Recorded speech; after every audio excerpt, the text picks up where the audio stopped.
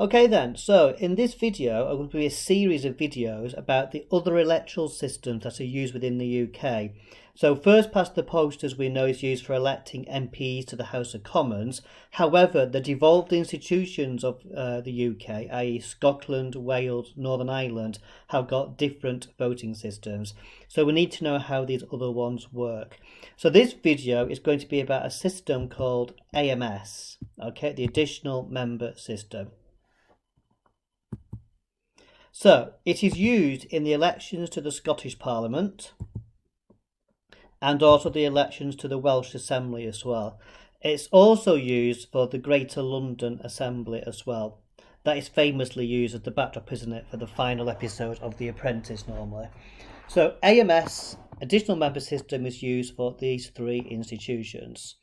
So let's go over how it works. So firstly, every voter has got 2 votes. So first past the post is 1 vote. This system, you have 2 votes. Now, what you do for the Scottish, Welsh, Greater London Assemblies is that Scotland is divided up into constituencies, just like for the House of Commons, only a bit smaller, and 1 vote is used in the manner of first past the post to elect a representative for a single constituency. So, for example, you might live in Scotland, let's say live in Fife North. Okay, you would have 1 vote to use as first past the post to choose 1 representative for the Scottish Parliament for Fife North. And that has all the pros and cons of first past the post. And about 60% of all the seats in the Welsh and Scottish Parliament are elected in this way. Okay, so 73 out of 129 members of the Scottish MSPs and 40 out of 60 Welsh Assembly members. So first past the post used for constituency level to elect, that number of MPs or MSPs in Scotland and in Wales. Now the second vote is used a bit differently. What they've done in the second vote, they've also split up Scotland and Wales into regions.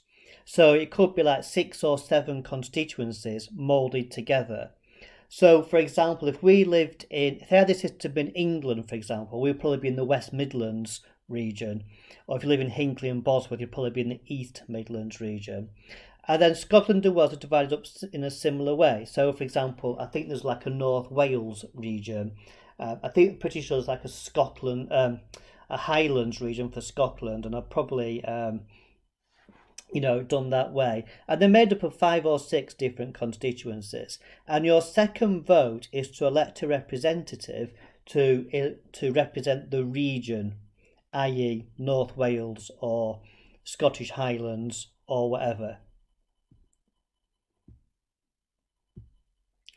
So the North Wales, as I said before, is a region, and it has 4 members of the Welsh Assembly who represent that super region of North Wales. And the second vote is to elect a member of one of those, to elect someone of that out of that 4.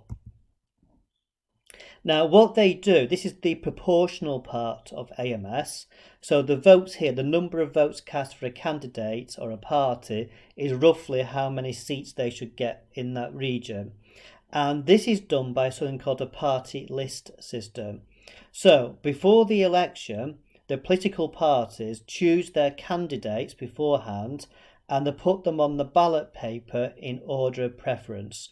So in the North Wales constituency, this region, there's 4 seats available. So the North Wales Labour Party will have 4 candidates, number 1, number 2, number 3, number 4.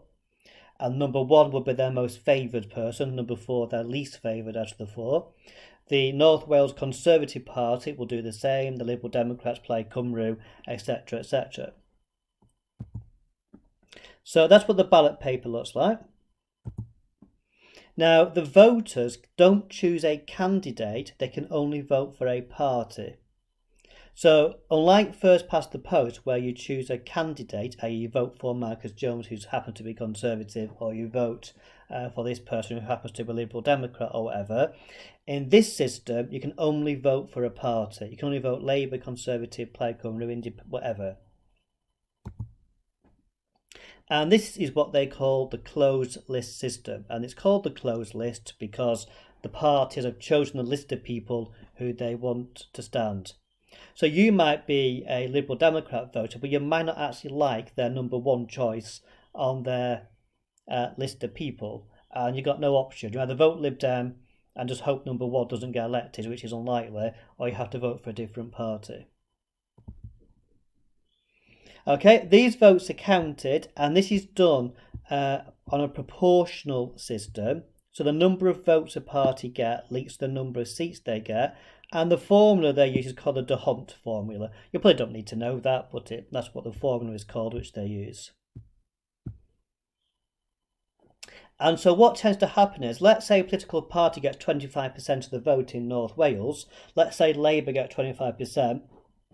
Their number one would be elected, but 2, 3 and 4 wouldn't because they haven't reached, 50%, 75% or whatever.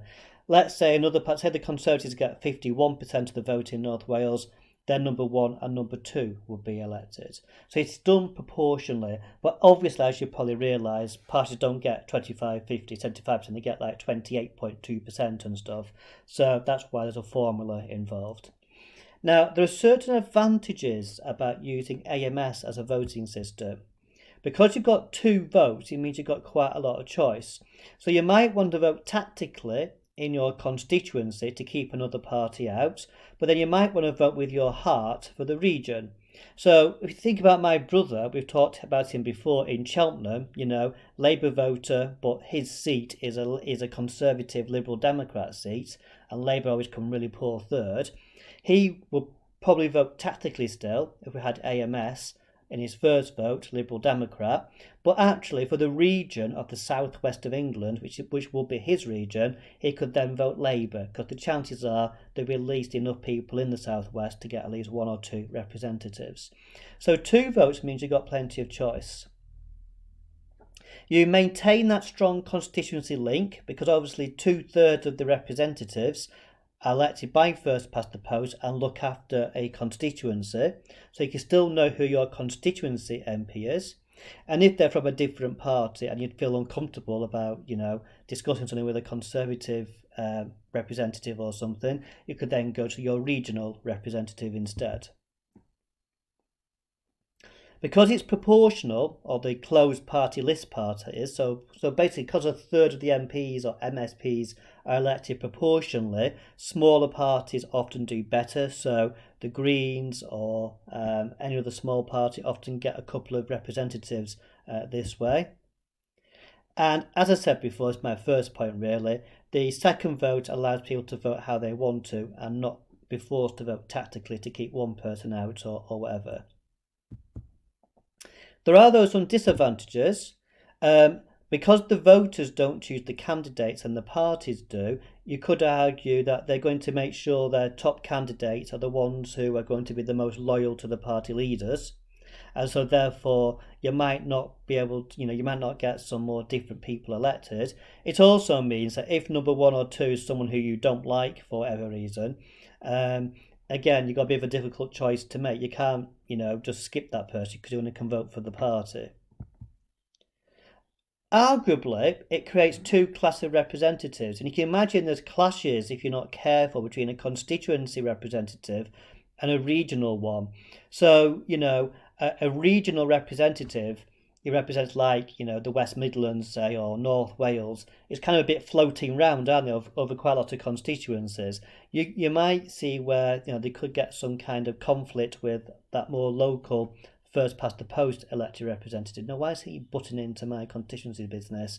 That type of stuff. The proportional bit can be a route for more extremist parties to gain seats. Small parties do better at that proportional bit. Critics of this system will say, well, actually, that can lead to extremist parties winning a couple of seats. And then some people say it's a bit complicated for voters. It's not as easy to operate as first past the post because you've got this proportional bit.